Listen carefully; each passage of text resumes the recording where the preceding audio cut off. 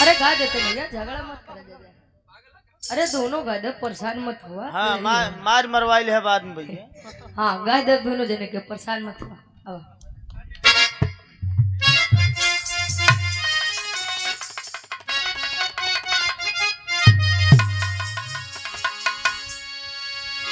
अरे बुढ़वा बेईमान, अरे बुढ़वा बेईमान, मांग करैला के चोखा। बुढ़वा बेईमान, मांग करैला के चोखा। बुढ़वा बेईमान, मांग करैला। ए पाल जी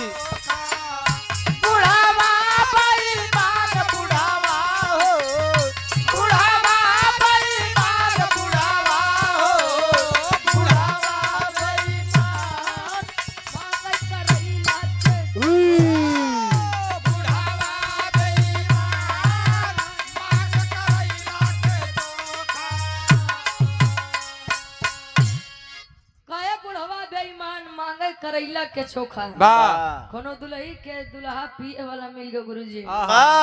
पिए वाला। हाँ हो वो दोनों के कई वाह दोनों मतलब दारू गांजा। अच्छा मान लो वही मिल गया भाई। दुल्हिया बतावे सखी सहेली से क्या बतावे।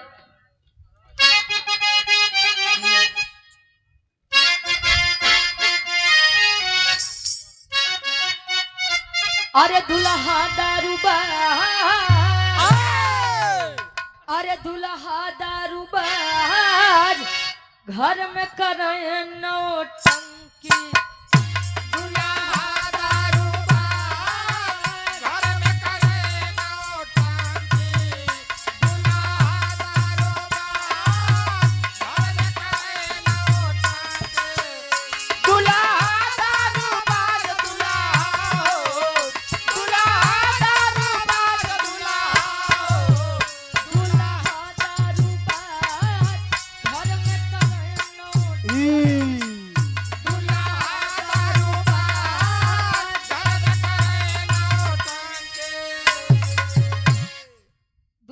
खाली हमरे बतैबी। हाँ तो अपन न बतौबे, अपन सऊर नहीं बताओती। हाँ आज के मेरे रूम और तब के मेरे रूम में अंतर का रहे बताओ बदुला।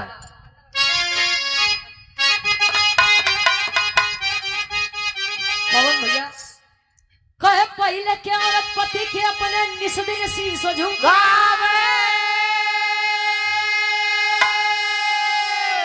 आज के औरत बात बात पे अरे तुरंत लात उठावे। कहाँ लत भैया हो काहे लत मरुआ, तऊ तऊ हो काहे लत मरुआ।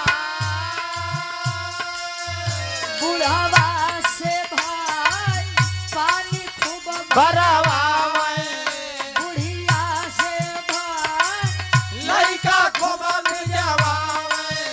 जेठाउत से भाई लाठी खूब चलावा, देवरा के फसाए चाउमीन चाट मंगावे। भवा मरदा लाचार, भवा मरदा, भवा मरदा लाचार, भवा मरदा, भवा मरदा लाचार, भवा मरदा। तब के औरत पति के अपने निस्दिन शीश झुकावे।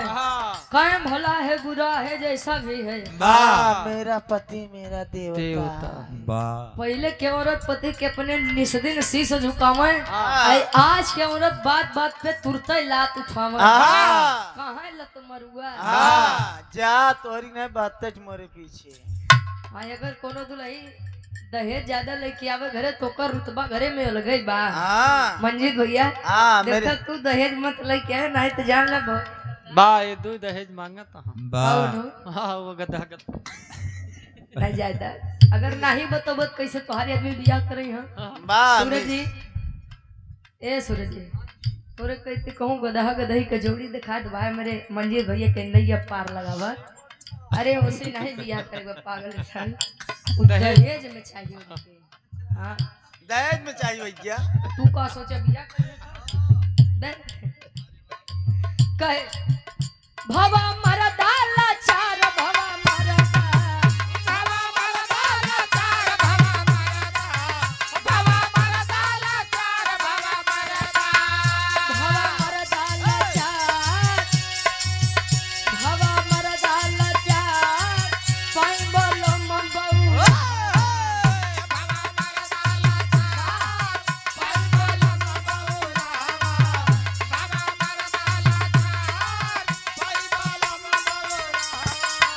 बाबा मरदा लाचार बाबा मरदा बाबा मरदा लाचार बाबा मरदा बाबा मरदा लाचार पाई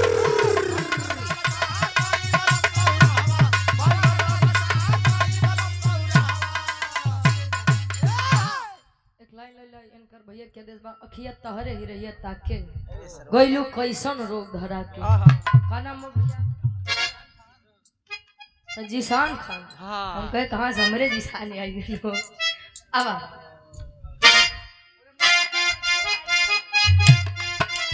क्या बात है अच्छा पवन भैया के परम मित्र हैं जीशान भाई लइका कहे अखिया तोहरे ही रहिया ताके अखिया तोहरे ही रहिया ताके अखिया तोहरे ही रहिया ताके गइलू कैसन रोग धरा के गइलू कैसन रोग धराके गइलू कैसन